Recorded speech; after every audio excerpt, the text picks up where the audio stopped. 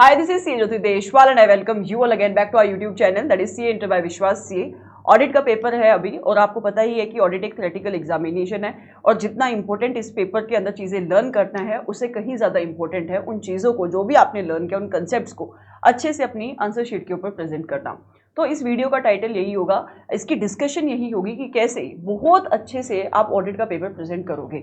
Because आपने जितनी मेहनत करी है अगर वो मेहनत आपकी आंसर शीट पे नहीं दिखेगी तो आपको मार्क्स नहीं मिलेंगे एंड उसका कोई फ़ायदा नहीं होगा।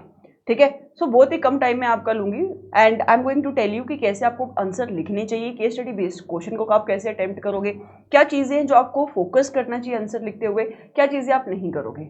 ठीक है, to start with the discussion सबसे पहले तो मैं यही कहूँगी, देखो भले ही ऑडिट एक थ्योरी पेपर है ना, बट फिर भी हमें पता है कि इंस्टीट्यूट जिस टाइप के क्वेश्चन पूछता है वो इतने सिंपल क्वेश्चन नहीं होते, स्पेशली अगर question case study based question है तो जब भी आप क्वेश्चन पढ़ो जस्ट मेक श्योर कि आप क्वेश्चन बहुत अच्छे से पढ़ रहे हो।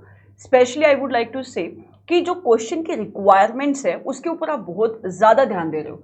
कई बार ऐसा हो सकता है आप क्वेश्चन पेपर देखोगे ना, आपको ऐसा दिखाई देगा कि ऊपर जो उसने सिचुएशन डिस्कस करी वो ऑल टुगेदर एक डिफरेंट स्टैंडर्ड से वो सिचुएशन डिस्कस कर रहा है और नीचे आके उसने रिक्वायरमेंट कोई और स्टैंडर्ड से पूछ ली है।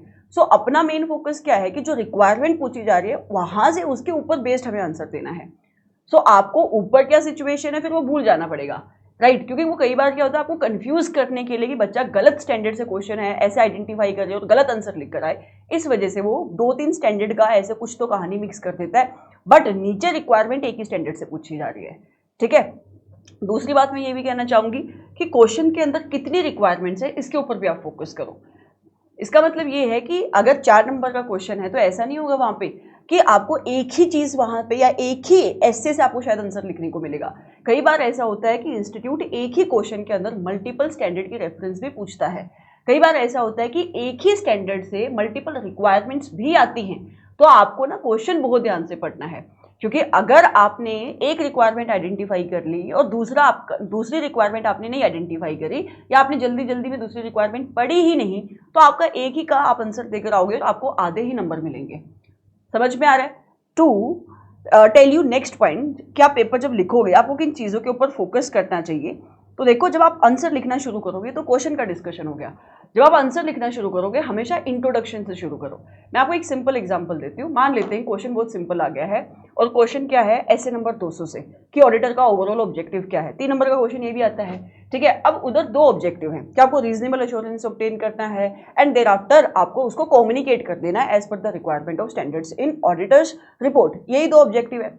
तो अब कहने को तो ये 3 नंबर का क्वेश्चन आ गया और आपको यही 2 पॉइंट लिखने हैं, बट आप आंसर सिर्फ ये 2 पॉइंट लिखकर नहीं आओगे। अगर आपने सिर्फ ये 2 पॉइंट लिखे आपको पूरे मार्क्स नहीं मिलेंगे। तो फिर मुझे क्या करना है, आपको हमेशा कोई भी क्वेश्चन आता है उसका ओपनिंग लाइन लिखना है, जिसे हम कहते हैं इंट्रोडक्टरी लैंग्वेज आपको यूज करनी है। तो यहाँ पे इंट्रोडक्टरी लैंग्वेज क्या हो सकती थी, स्टैंडर्ड का नंबर आप लिखते SA200, स्टैंडर्ड का नेम आप लिखते overall objective of an auditor जो कंप्लीट नाम है, एंड उसके बाद आप रिक्वायरमेंट बताते कि ये क्या कहता है ये standard, it requires the auditor to, कि आपको क्या करना है, and thereafter you would have started writing those 2 objective जो ऐसे ने ऑडिटर के ऊपर सेट करें।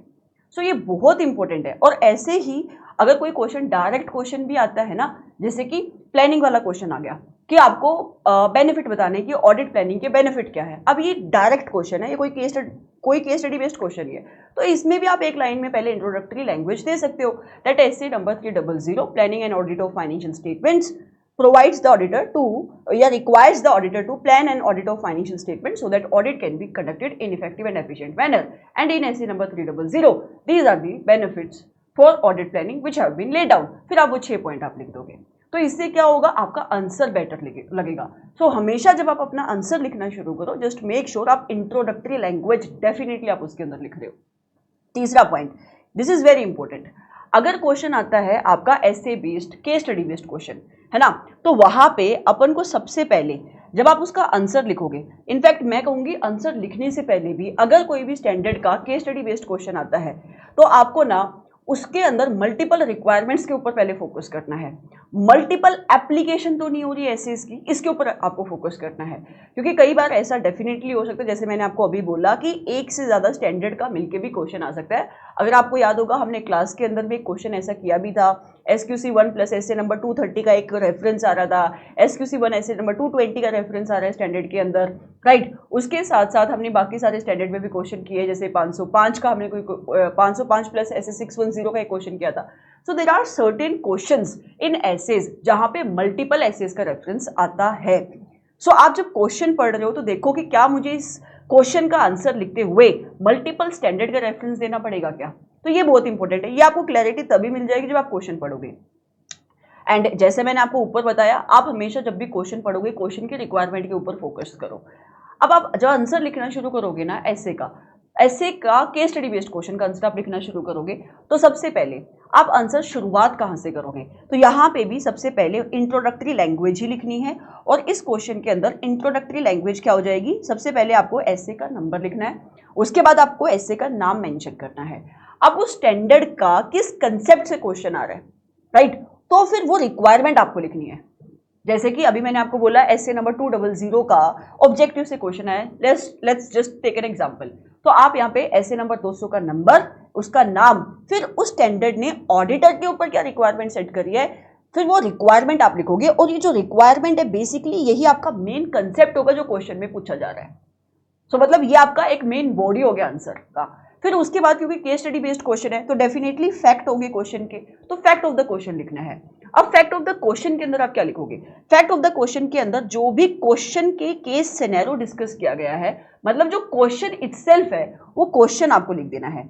अच्छा, एक चीज आप ये ध्यान रखना, कई बार क्वेश्चन बहुत ज्यादा लेंथी होता है और कई बच्चे क्या करते हैं सिर्फ वही पूरा का पूरा क्वेश्चन लिखने के लिए बैठ जाते हैं। नहीं, अगर क्वेश्चन काफी बल्कि तो फैक्ट ऑफ द केस के अंदर आप उसकी एसेंस लिखो, ठीक है, 3-4 लाइन आपका मैक्सिमम रहेगा उधर। उसके बाद आपको लास्ट में कंक्लूजन लिखनी है। जब आप कंक्लूजन लिखोगे, कंक्लूजन आप कैसे लिखोगे, जो भी रिक्वायरमेंट आपसे क्वेश्चन में पूछी गई और जो आपके फैक्ट थे क्वेश्चन के, उन दोनों को रिलेट कर देना है कि कैसे जो रिक्वायरमेंट आपसे पूछी गई it is related to the question, और लास्ट में आप कंक्लूजन दोगे। कंक्लूजन की वर्डिंग बिल्कुल वैसी ही रहेगी जैसे कि रिक्वायरमेंट्स आपसे पूछी जा रही है। जैसे कि एग्जांपल मान लेते हैं, क्वेश्चन आपको कह रहा है कि ऊपर उसने सिचुएशन दे दी और फिर वो आपसे पूछ रहा है is the approach of CAX is proper और नॉट। तो आप कंक्लूजन भी वैसे ही करोगे, उसको पूरा आपने अपना सिचुएशन लिख दिया, डिफाइन कर दिया कंक्लूजन में, और लास्ट में उसका कंक्लूजन भी ऐसे ही रहेगा कि whether the approach of CAX A as the case में बी प्रॉपर और नॉट। उसके बाद अगर रिक्वायरमेंट्स एक से ज्यादा थी तो कंक्लूजन भी एक से ज्यादा ही होंगी, राइट। हाँ, आपको ऐसा करने की जरूरत नहीं कि आप कंक्लूजन नंबर 1 कर रहे हो, कंक्लूजन नंबर 2 कर रहे हो, ऊपर आप कंक्लूजन ऐसी हेडिंग दो, फिर पॉइंटर्स में 1 2 3 ऐसे आप कर सकते हो। नहीं तो पहले कंक्लूजन 1 के 3-4 पॉइंट लिखो, फिर थोड़ा सा गैप दो, फिर 3-4 पॉइंट कंक्लूजन नंबर 2 के लिखो। So this is how you are going to attempt अगर क्वेश्चन ऐसे में आता है और केस स्टडी बेस्ड क्वेश्चन आता है तो। एंड आपको मेक श्योर करना है कि आप जितने भी पॉइंट्स लिख रहे हो, आंसर लिख रहे हो ऑडिट का, वो पॉइंट्स के अंदर कोशिश करो लिखने की। पॉइंट्स नहीं बन रहे तो बल्कि आंसर मत लिखो, मतलब ऐसे बड़े बड़े पैराग्राफ, यस आपके RTP के आंसर के अंदर बड़े बड़े पैराग्राफ्स आते हैं कई आंसर के, बट आपको वैसे प्रेजेंट नहीं करना है। जैसा हमने क्लासेस के अंदर सीखा है आपको उसी फ्लो को फॉलो करना है। अगर कहीं पे है कोई क्वेश्चन का आंसर ऐसा जहाँ पे बल्कि पैराग्राफ है, तो what you can do, you can divide the entire answer into certain simple से 3-3 पॉइंट का आप एक पैराग्राफ बनाओ। 3 पॉइंट आपने एक साथ लिखे, उसके बाद थोड़ा सा गैप दिया, 3 पॉइंट आपने एक साथ लिखे, या 4 पॉइंट आपने एक साथ लिखे, फिर आपने थोड़ा सा गैप दिया, फिर 4 पॉइंट आपने एक साथ लिखे। आपको हमेशा इंश्योर करना है जब आप आंसर लिखोगे उसके अंदर कीवर्ड्स प्रेजेंट होने चाहिए। एंड आपके मन में क्वेश्चन ये भी आता है क्या मैं अंडरलाइन कर सकता हूँ, यस आप पेन से ही अंडरलाइन करो, उस पर टाइम नहीं वेस्ट करना कि अलग से अंडरलाइन करो, लेकिन ऐसा नहीं होना चाहिए कि आपके पूरे आंसर शीट में सिर्फ अंडरलाइंस दिख रही हैं। तो मतलब हर एक पॉइंट के अंदर मैक्सिमम एक कीवर्ड हो सकता है, उसको आपने अंडरलाइन कर दिया। So this is how you are going to make sure. अगर कई बच्चों को ऐसा होता है कि क्या मैं अंडरलाइन करूँगा, तो ये गलत है, गलत नहीं है, बट ऐसा भी नहीं होना चाहिए कि आपके पूरे आंसर शीट में आपने अंडरलाइन ही किया हुआ है और पेंसिल से अंडरलाइन करना, ऐसा कुछ नहीं है। वो सिर्फ एक ध्यान, ऐसा होता है ना कि एग्जामिनर का ध्यान जाएगा आपके उस पॉइंट के ऊपर, that's the only purpose of underlining the keywords. Okay, last में ये भी एक बहुत इंपॉर्टेंट है। अब काफ़ी सारे बच्चे बोलते हैं कि यार 4 नंबर का क्वेश्चन आता है तो मैं कितना लिख कर रहा हूँ।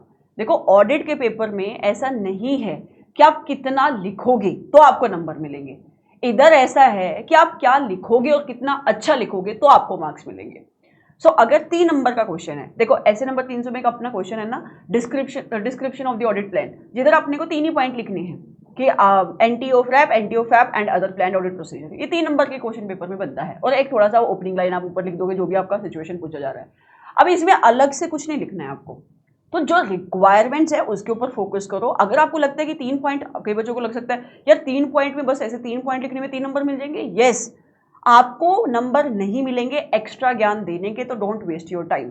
फालतू कहानी बनाने की जरूरत नहीं है पेपर के अंदर, right. So these are the things which I wanted to tell you. अगर आप इन चीज़ों का ध्यान रखोगे, एक तो आपको पेपर लिखना आसान हो जाएगा क्योंकि आपको पैटर्न समझ में आ जाएगा कि मुझे शुरुआत कहाँ से करनी है। Thank you so much and I really hope कि आपका पेपर बहुत अच्छा जाए, और आप बताना आने के बाद कि पेपर आपका कैसा गया। All the very best.